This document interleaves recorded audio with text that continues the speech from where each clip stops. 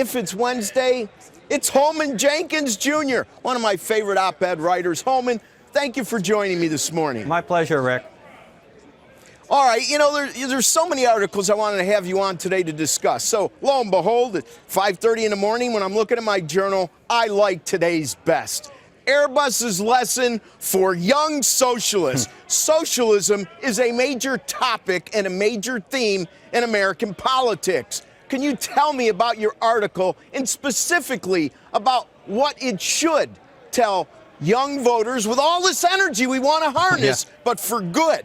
Look, this was a really small experiment in socialism. They spent $20 billion of taxpayer money in Europe to build a trophy plane that was a great plane, but wasn't the right plane for the market. And as a result, they're not going to get that $20 billion back.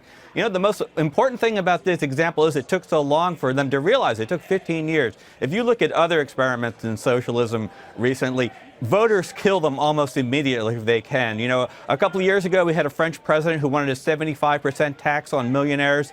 He was in full retreat within a year because thousands and thousands of successful people were leaving France. They weren't getting the money. The economy was dying. The voters blew the whistle on that as soon as they saw what it really meant. Look at Obamacare. You know, Obama immediately lost his Democratic majority in the Congress and never got it back when voters got a good look at what he meant by socialized medicine. So I think one of the bigger lessons here is you just can't do this stuff in our world. Voters won't sustain it for very long.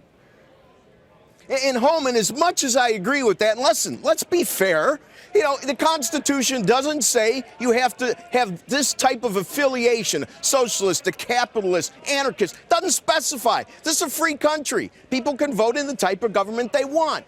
But where have we gone wrong? There's so many examples in history of countries with this philosophy that no longer are competitive and no longer feeding their people.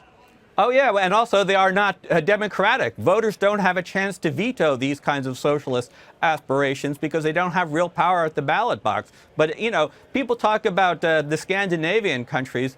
Those are very small countries. They're very homogenous. People pay a lot of taxes, but they get a lot of services from the government, and the services are of good quality. You just don't get that in a big, diverse, rambunctious country like the United States. Our government just does not provide good services, so people would rather get it from the market, and they learn over time that the government is not going to deliver, and that's why they won't pay the taxes that they pay in Sweden.